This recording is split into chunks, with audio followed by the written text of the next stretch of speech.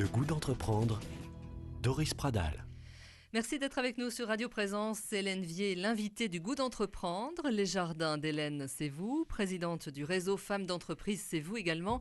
Hélène Vier, vous venez de lancer un appel dans la première partie de cette émission sur Radio Présence pour sauver la violette. Michel Dagra est avec nous, un de nos référents éthiques. Bonjour Michel. Bonjour. Première question à Hélène. Oui, voilà, moi je suis un vieux Toulousain. Qui dit violette dit fleur du pays, bien sûr, mais avec des qualités associées. On dit de la violette que c'est une plante discrète, qui est le symbole de l'humilité. Quand vous entendez ce mot humilité par rapport à votre travail, comment vous réagissez-vous ? Alors, discrète, oui. Comment je réagis ? Je l'entends déjà. Je trouve de tradition, la violette est humble, petite. Et pourtant, en arrière, au quotidien, je peux vous dire que la violette, elle fait beaucoup parler d'elle. Elle a beaucoup d'intérêt. Alors, c'est très paradoxal. La violette de Toulouse, elle est plus connue hors Midi-Pyrénées, même hors France, que quand je voyage en France. Et qu'à Toulouse même, peut-être. À Toulouse. Ah oui. Ah oui. Alors oui, la fleur est discrète, délicate. Je pense que c'est lié à son passé. D'abord, les maraîchers qui cultivaient la violette, vous savez, ils travaillaient dur. Ils passaient la journée dans leur jardin, principalement dans les quartiers nord de Toulouse, la Lande, voilà, jusqu'à Saint-Jory. Ils ne faisaient pas de bruit, c'était des travailleurs. Et ils étaient fiers de faire ces bouquets qu'ils vendaient dans toute la France. C'était leur travail hivernal, puisqu'ils la vendaient pour la Toussaint jusqu'au mois de mars. Ils n'avaient pas besoin d'en parler, de cette violette. C'était la seule fleur d'hiver sur le territoire français. Tout se vendait. Aujourd'hui, il faut crier haut et fort qu'il y a encore la violette à Toulouse. Et la fête de la violette, ça ne suffit pas ? Non. C'est bien, mais c'est loin de suffire à épauler la notoriété et à relancer la machine économique autour de la violette. Voilà. Alors bon, nous, nous avons une entreprise, on a une petite entreprise avec 6 personnes. Vous êtes 6, oui. Oui. Depuis plus de 20 ans, tous mes produits sont créés à façon et en partenariat par une 40aine de sous-traitants pour nous. Donc si vous voulez, à mon niveau, on fonctionne avec beaucoup de travail, vraiment beaucoup de labeur, beaucoup de travail. Et puis c'est la passion qui me tient. Mais je trouve que c'est un gâchis. Comment vous expliquer ? Je pense que s'il y avait une prise de conscience générale, économique, politique, on pourrait faire plein de choses avec la violette. Alors, je ne dis pas que rien ne se fait. On fait de la recherche, on a des idées, mais pas assez. Je pense que le Toulousain, en général, pense que c'est quelque chose qui appartient au passé, quelque chose d'acquis. De très rare, d'acquis. Et puis voilà, quoi, on regarde pas. Alors, on est content de la trouver à la fête de la Violette, au mois de février, le week-end prochain. Mais on n'a pas réfléchi à ce que l'on pourrait faire si on était plusieurs dizaines d'horticulteurs, plusieurs dizaines de fabricants, si, par exemple, systématiquement, on était accueillis place du Capitole une fois par semaine, si on était communiqué dans les journaux, voilà, c'est l'emblème. Elle ne fait pas vendre, en fait, la violette, c'est ça ? Elle fait plus rêver.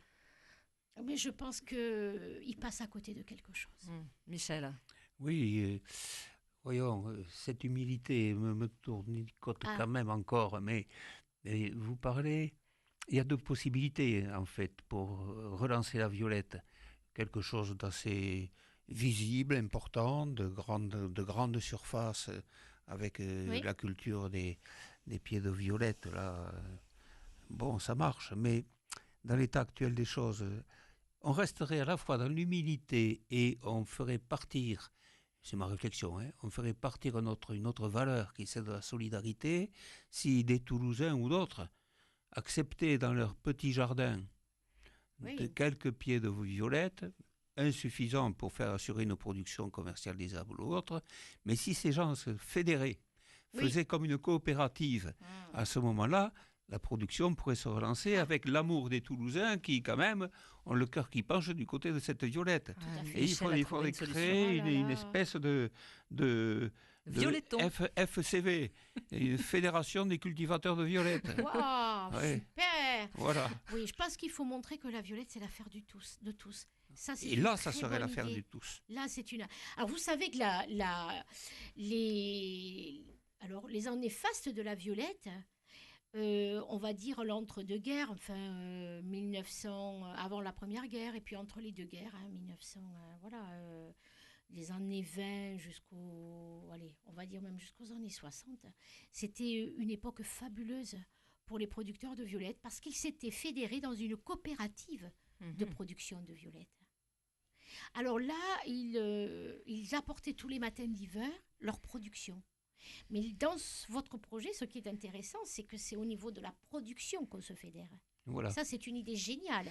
Parce que d'abord, je pense que les personnes qui produiraient les violettes, même en petit nombre, prendraient un plaisir immense. Moi, je suis prête à transmettre. À expliquer comment bouturer. Ah oui, ça serait passionnant. Et bien voilà. Et d'ailleurs, vous avez un projet, vous allez créer aussi des ateliers dans les mois qui viennent. Dans le mois qui vient, des ateliers autour de la violette. Et puis d'ici 6 mois, 1 an, un projet sur un grand espace où on pourra accueillir beaucoup de monde pour venir travailler la violette. Voilà. Indépendamment du résultat possible, au point de vue commercial, si vous voulez, moi je vois l'émergence et l'approfondissement et la culture d'une valeur. C'est celle de la solidarité. Et ça, c'est important. Et puis la solidarité pour garder un patrimoine acquis, mais dont on ne s'aperçoit pas qu'il est en train de partir. Et ça, c'est bien. Ça me plaît. C'est un homme de solution, très pragmatique, Michel. Bonne idée, on va le retenir. Vous pourrez mettre ça dans l'histoire. Cette émission-là. C'est historique. Hélène, vous travaillez avec des professionnels de la restauration. Oui. Est-ce que la violette est assez représentée sur les cartes des restaurateurs ? Alors, quand même. Alors, elle est de plus en plus représentée. Pas assez communiquée. Mais elle est bien représentée. Elle est représentée, surtout pendant le mois de la violette.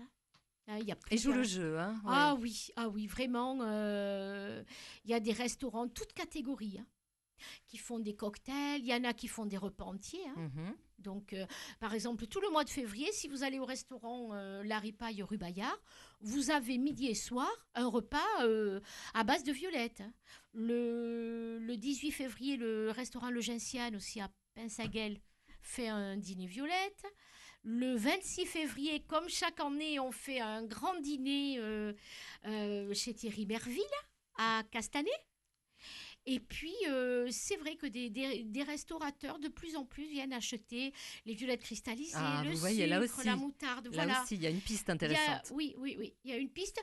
Mais il faudrait, comment vous dire, ces saisonniers, c'est vrai qu'ils ne peuvent pas le mettre tout le temps, bien que...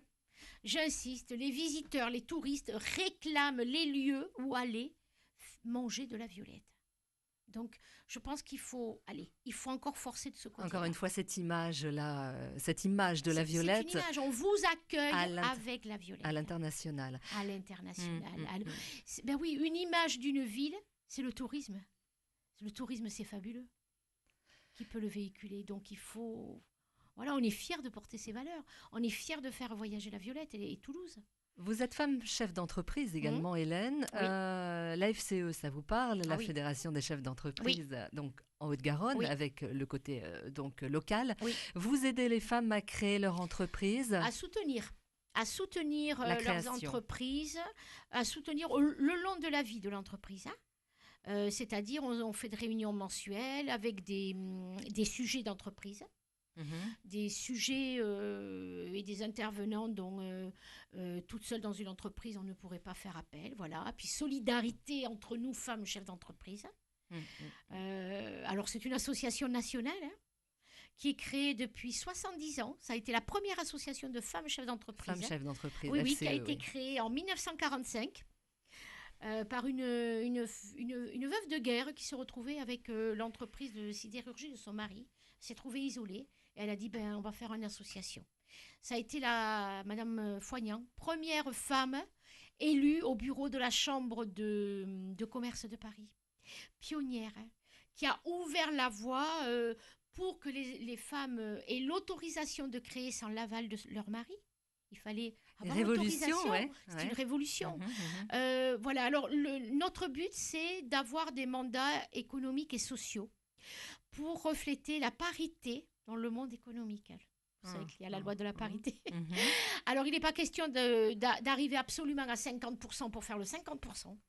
Nous, on veut trouver des femmes chefs d'entreprise dignes de ce nom qui veulent participer aux travaux économiques au niveau départemental et national, voilà, pour le bien-être dans l'entreprise et puis pour qu'on fasse entendre notre sensibilité de femme. Michel. Moi, je trouve très bien, justement, que ce soit une femme qui soit présidente, directrice d'une production violette, de la violette. Oui. Et une petite question de nul, super nul. La violette, la fleur, il faut polliniser. Non. Bon, alors, en fait... Parce que, je finis parce que tout d'un coup, je me prenais un petit problème d'apiculteur. L'hiver, les abeilles sont à la maison, elles ne peuvent pas vous aider. Et bien voilà. Alors, en fait... Elle fleurit l'hiver, elle ne fait pas de pollen, elle est stérile. C'est un clone, en fait. Alors, on ne sait pas comment elle est née, mais depuis 1850 qu'on l'a, on ne cesse de bouturer les ramifications, les stolons, par marcottage, si vous voulez, pour faire naître des pieds de violette. Donc, un pied va donner des dizaines de stolons. Moi, je les groupe par 4 ou 5 dans des petits godets pour les faire naître. Et c'est comme ça qu'on multiplie. Voilà. D'accord. Quel dommage qu'on n'ait pas de miel de violette. Eh oui, alors moi, j'ai mis au point un bon miel de fleurs d'oranger, d'acacia ou de fleurs d'oranger, qu'un apiculteur aromatise avec un extrait naturel de violette. Voilà. Mais c'est vrai, la violette de Toulouse, en hiver, et puis c'est une fleur stérile. Ce sera le mot de la fin, si vous le voulez. Merci beaucoup, Michel. On retiendra une fleur stérile, mais avec une directrice vivante. Ça, c'est un compliment. C'est un vrai compliment. Et voilà. Merci beaucoup, Hélène. Les jardins d'Hélène. Hélène, le symbole de la violette à Toulouse et à l'international, on l'aura bien compris. On y reviendra sur cette idée de violette et de jardin participatif. On vous le promet sur Radio Présence. C'est formidable. Vous pouvez nous écrire, contactez-nous entreprendre@radioprésence.com. Retrouvez également cette émission sur YouTube, chaîne YouTube Le Goût d'entreprendre. Merci d'être avec nous. On va repartir. Retrouvez cette émission sur décideurenrégion.fr/midi-pyrénées. Le goût d'entreprendre, une émission en partenariat avec la Caisse d'épargne, la Banque des entreprises et des professionnels de Midi-Pyrénées.